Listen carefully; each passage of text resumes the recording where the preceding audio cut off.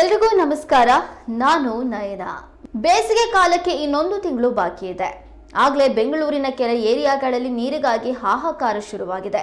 ಕುಡಿಯೋ ನೀರಿಗೂ ಪರದಾಡುವ ಪರಿಸ್ಥಿತಿ ಇದೆ. ಆದರೆ ನಮ್ಮ ರಾಜಕಾರಣಿಗಳು, ಜನಪ್ರತಿನಿಧಿಗಳು ನೀರಾವರಿ ಯೋಜನೆಗಳ ಬಗ್ಗೆ ಅಷ್ಟು ತಲೆ ಕೆಡಿಸ್ಕೊಂಡಿಲ್ಲ. ಚುನಾವಣೆ ಟೈಮ್ನಲ್ಲಿ ದೊಡ್ಡದಾಗಿ ಹೋರಾಟ ಮಾಡ್ತಾರೆ, ಬೀದಿಗಿಳಿದು ಪಾದಯಾತ್ರೆ ಮಾಡ್ತಾರೆ. ಆದ್ರೆ ಅಧಿಕಾರಕ್ಕೆ ಸಿಕ್ಕ ನಂತರ ಅಲ್ಲಿರೋ ಉತ್ಸಾಹ ಮಾತ್ರ ಇರೋದಿಲ್ಲ. ಉದಾಹರಣೆಗೆ ತೆಗೆದುಕೊಳ್ಬೇಕು ಅಂದ್ರೆ ಮೇಕೆದಾಟು ಯೋಜನೆ. ಕಾವೇರಿ ನದಿಗೆ ಮೇಕೆದಾಟು ಬಳಿ ಜಲಾಶಯ ನಿರ್ಮಾಣ ಮಾಡಬೇಕು ಅನ್ನೋ ಪ್ರಸ್ತಾವನೆಯನ್ನ ಕರ್ನಾಟಕ ಸರ್ಕಾರ ಇದೀಗ ಮುಂದಿಟ್ಟಿದೆ. ಆದ್ರೆ ಸದ್ಯ ಇದಕ್ಕೆ ಹಿನ್ನಡೆಯಾಗಿದೆ. ಹಾಗಾದ್ರೆ ಏನಾಯ್ತು, ಯಾಕಾಯ್ತು, ಮೇಕೆದಾಟು ಯೋಜನೆ ಜಾರಿಯಾಗುತ್ತೋ ಇಲ್ವೋ ಅನ್ನೋದನ್ನ ನಾವು ನಿಮ್ಗೆ ಮಾಹಿತಿ ಕೊಡ್ತೀವಿ. ಮೇಕೆದಾಟು ಈ ಹೆಸರನ್ನ ಕರ್ನಾಟಕದ ಮಂದಿ ಆಗಾಗ ಕೇಳ್ತಾನೆ ಇರ್ತಾರೆ. ಯಾಕೆ ಅಂದ್ರೆ ಕಾವೇರಿ ನದಿಗೆ ಕರ್ನಾಟಕದಲ್ಲಿ ಕೃಷ್ಣರಾಜಸಾಗರ ಹೊರತುಪಡಿಸಿದ್ರೆ ಬೇರ್ಯಾವುದೇ ಡ್ಯಾಂಗಳಿಲ್ಲ. ಕೆಆರ್ಎಸ್ ಮತ್ತು ಕಬಿನಿಯಿಂದ ತಮಿಳುನಾಡಿಗೆ ನೇರವಾಗಿ ನೀರು ಹರಿಯುತ್ತೆ. ಅದೇ ಕಾವೇರಿ ಕೊಳ್ಳದ ಜಲಾಶಯಗಳಾದ ಹೇಮಾವತಿ ಮತ್ತು ಹಾರಂಗಿ ಜಲಾಶಯಗಳ ನೀರು ನೇರವಾಗಿ ಕೆಆರ್ಎಸ್ಗೆ ಬರುತ್ತೆ. ಇದೇ ವೇಳೆ ಕಾವೇರಿ ನದಿ ಮೇಕೆದಾಟು ಮೂಲಕ ಮತ್ತೊಂದು ದಾರಿಯಲ್ಲಿ ತಮಿಳುನಾಡಿಗೆ ಸೇರುತ್ತೆ. ಈ ನೀರಿಗೆ ಯಾವುದೇ ರೀತಿಯ ಲೆಕ್ಕಾಚಾರ ಇಲ್ಲ. ಅಂದ್ರೆ ಎಷ್ಟು ಪ್ರಮಾಣದಲ್ಲಿ ಕರ್ನಾಟಕದಿಂದ ತಮಿಳುನಾಡಿಗೆ ನೀರು ಹರಿಯುತ್ತೆ ಅನ್ನೋದ್ರ ಬಗ್ಗೆ ಯಾವುದೇ ನಿಖರ ಮಾಹಿತಿ ಇಲ್ಲ. ಹಾಗಾಗಿ ಬೆಂಗಳೂರಿನಿಂದ 90 ಕಿಲೋಮೀಟರ್ ದೂರದಲ್ಲಿ ತಮಿಳುನಾಡು ಗಡಿಯಿಂದ 4 ಕಿಲೋಮೀಟರ್ ಈಚೆಗೆ ಕಾವೇರಿ ನದಿಗೆ ಅಡ್ಡಲಾಗಿ ಒಟ್ಟು 67.16 ಟಿಎಂಸಿ ನೀರು ಸಂಗ್ರಹಣಾ ಸಾಮರ್ಥ್ಯದ ಬಹು ಉದ್ದೇಶದ ಸಮಾನಾಂತರ ಜಲಾಶಯ ನಿರ್ಮಾಣ ಮಾಡುವುದು ರಾಜ್ಯ ಸರ್ಕಾರದ ನಿರ್ಧಾರ.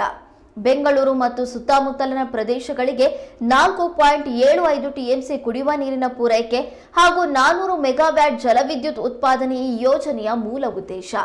ಅದಕ್ಕಾಗಿ ಕಾವೇರಿ ಮತ್ತು ಅರ್ಕಾವತಿ ಸಂಗಮಗೊಳ್ಳುವ ಜಾಗದಿಂದ 1.5 ಕಿಲೋಮೀಟರ್ ದೂರದ ಒಂಟಿಗೊಳ್ಳು ಬಳಿ ಜಲಾಶಯ ನಿರ್ಮಾಣಕ್ಕೆ ಪ್ರಸ್ತಾಪಿಸಿ ಸಮಗ್ರ ಯೋಜನಾ ವರದಿ ಸಿದ್ಧಪಡಿಸಲಾಗಿತ್ತು.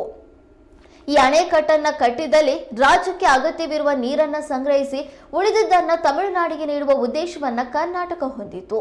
ಆದ್ರೆ ಇದಕ್ಕೆ ಭಾರೀ ಹಿನ್ನಡೆಯಾಗಿದೆ. ಈ ಯೋಜನೆಗೆ ಸಂಬಂಧಪಟ್ಟಂತೆ ರಾಜ್ಯ ಸರ್ಕಾರ ಸಲ್ಲಿಸಿದ ಸಮಗ್ರ ಯೋಜನಾ ವರದಿಯನ್ನ ಕಾವೇರಿ ನೀರು ನಿರ್ವಹಣಾ ಪ್ರಾಧಿಕಾರ ಕೇಂದ್ರ ಜಲ ಆಯೋಗಕ್ಕೆ ಹಿಂತಿರುಗಿಸಿದೆ. ಹಾಗಾಗಿ ಪ್ರಸ್ತಾವನೆ ಮತ್ತೆ 4 ವರ್ಷಗಳ ಹಿಂದಿನ ಸ್ಥಿತಿಗೆ ಮರಳಿದೆ. ಅಷ್ಟಕ್ಕೂ ಈ ಯೋಜನೆಗೆ ಯಾಕೆ ಹಿನ್ನಡೆ ಆಯಿತು ಅಂದ್ರೆ, ರಾಜ್ಯ ಸರ್ಕಾರ ಸಮಗ್ರ ಯೋಜನಾ ವರದಿ ಸಿದ್ಧಪಡಿಸಿ 2019 ಜನವರಿಯಲ್ಲಿ ಕೇಂದ್ರ ಜಲ ಆಯೋಗಕ್ಕೆ ಸಲ್ಲಿಕೆ ಮಾಡಿತು. ಆಯೋಗವು ಇದನ್ನ ಕಾವೇರಿ ನೀರು ನಿರ್ವಹಣಾ ಪ್ರಾಧಿಕಾರಕ್ಕೆ ವರ್ಗಾಯಿಸಿತು. ಕಾವೇರಿ ಪ್ರಾಧಿಕಾರದ ಕಳೆದ 9 ಸಭೆಗಳ ಕಾರ್ಯಸೂಚಿಯಲ್ಲಿ ಇದು ಚರ್ಚೆಗೆ ಮಾತ್ರ ಬಂದಿರಲಿಲ್ಲ. ಗುರುವಾರ ನಡೆದಂತಹ ಪ್ರಾಧಿಕಾರದ ಸಭೆಯಲ್ಲಿ ಯೋಜನಾ ವರದಿ ಚರ್ಚೆಗೆ ಬಂತು. ಆ ಸಂದರ್ಭದಲ್ಲಿ ಈ ವರದಿ ತಾಂತ್ರಿಕ ಪರಿಶೀಲನೆಗೆ ಪೂರಕವಾಗಿಲ್ಲ ಎಂಬ ಅಭಿಪ್ರಾಯವನ್ನ ಪ್ರಾಧಿಕಾರ ನೀಡಿತು. ಹಾಗಾಗಿ ಈ ಪ್ರಸ್ತಾವನೆಯನ್ನ ಮತ್ತೆ 2019 ಮೂಲ ಸ್ಥಿತಿಗೆ ಮರಳಿಸಲಾಗಿದೆ. ಈ ಪ್ರಸ್ತಾವನೆಗೆ ತಮಿಳುನಾಡಿನಿಂದ ತೀವ್ರ ಆಕ್ಷೇಪ ವ್ಯಕ್ತವಾಗಿತ್ತು. ಇನ್ನು ಈ ಯೋಜನೆಗೆ ಕೇವಲ ತಮಿಳುನಾಡು ಮತ್ತು ಕಾವೇರಿ ನೀರು ನಿರ್ವಹಣಾ ಪ್ರಾಧಿಕಾರದ ತೊಡಕು ಮಾತ್ರ ಅಲ್ಲ. 4,996 ಹೆಕ್ಟೇರ್ ಭೂಮಿ ಪೈಕಿ ಕಾವೇರಿ ವನ್ಯಜೀವಿ ಧಾಮದ 3,181 ಹೆಕ್ಟೇರ್ ಹಾಗೂ 1,869 ಹೆಕ್ಟೇರ್ ಮೀಸಲು ಅರಣ್ಯವಿದೆ. ಒಂದ್ ವೇಳೆ ಜಲಾಶಯ ನಿರ್ಮಾಣವಾದ್ರೆ ಈ ಅರಣ್ಯ ನಾಶವಾಗುತ್ತೆ. ಹೀಗಾಗಿ ಕೇಂದ್ರ ಅರಣ್ಯ ಮತ್ತು ಪರಿಸರ ಸಚಿವಾಲಯದ ಅನುಮೋದನೆಯನ್ನ ಪಡೆದುಕೊಳ್ಳಲೇಬೇಕು. ಇದು ರಾಜ್ಯದ ಮುಂದಿರುವಂತಹ ಮತ್ತೊಂದು ಮಹತ್ವದ ಸವಾಲು. ಇದೆಲ್ಲದರ ನಡುವೆ ಗುರುವಾರ ನಡೆದ ಸಭೆಯಲ್ಲಿ ಸುಪ್ರೀಂ ಕೋರ್ಟ್ನಿಂದ ಈ ಯೋಜನೆಗೆ ತೊಡಗುಗಳಿಲ್ಲ, ಈ ಯೋಜನೆಯಿಂದ ಅಪಾರವಾದಂತಹ ಸಹಾಯವಾಗುತ್ತೆ ಅಂತ ಕರ್ನಾಟಕ ಹೇಳಿದ್ರೂ ಕೂಡ ತಮಿಳುನಾಡು ಮತ್ತು ಪುದುಚೇರಿ ಇದಕ್ಕೆ ಒಪ್ಪಿಗೆಯನ್ನ ನೀಡಲಿಲ್ಲ. ಹಾಗಾಗಿ ಇಷ್ಟೆಲ್ಲ ಸವಾಲುಗಳನ್ನ ಇಟ್ಕೊಂಡು 2013ರಲ್ಲಿ ಚಾಲನೆ ಪಡೆದುಕೊಂಡಿದ್ದ ಯೋಜನೆ ದಶಕ ಕಳೆದ್ರೂ ಮತ್ತೆ ಮೂಲ ಸ್ಥಿತಿಗೆ ಮರಳಿರುವುದು ಬಹಳ ದೊಡ್ಡ ಸಮಸ್ಯೆಯಾಗಿದೆ.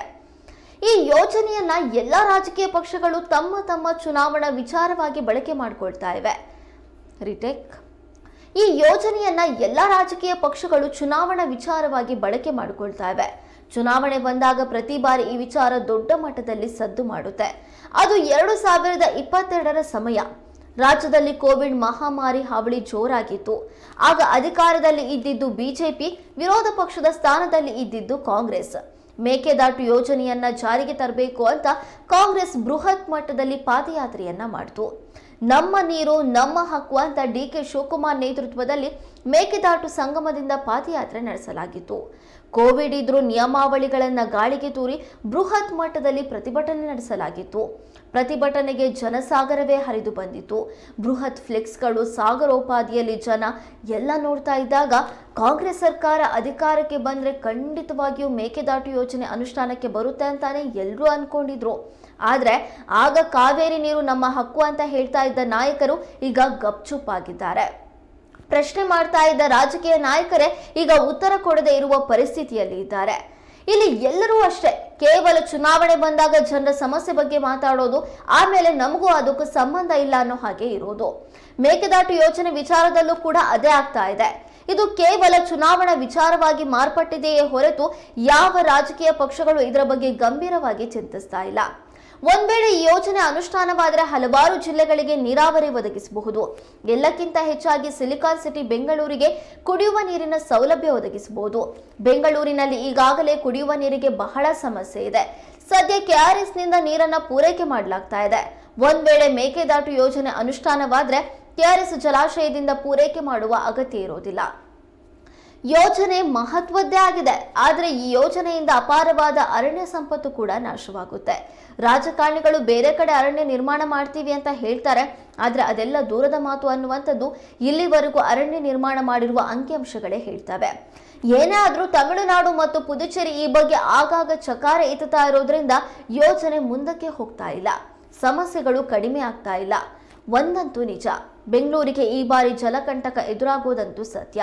ಮೇಕೆದಾಟು ಮಾಡ್ತೀವಿ, ಎತ್ತಿನಹೊಳೆ ಯೋಜನೆ ಮಾಡ್ತೀವಿ, ಲಿಂಗನಮಕ್ಕಿಯಿಂದ ಬೆಂಗಳೂರಿಗೆ ನೀರು ತೆಗೆದುಕೊಂಡು ಹೋಗ್ತೀವಿ ಅಂತ ಈ ವಿಚಾರಗಳು ಚರ್ಚೆಗೆ ಬರ್ತಾನೆ ಇರುತ್ತೆ. ಆದ್ರೆ ಇವುಗಳಿಗೆ ರಾಜಕೀಯ ಇಚ್ಛಾಶಕ್ತಿಯ ಕೊರತೆಯೂ ಇದೆ.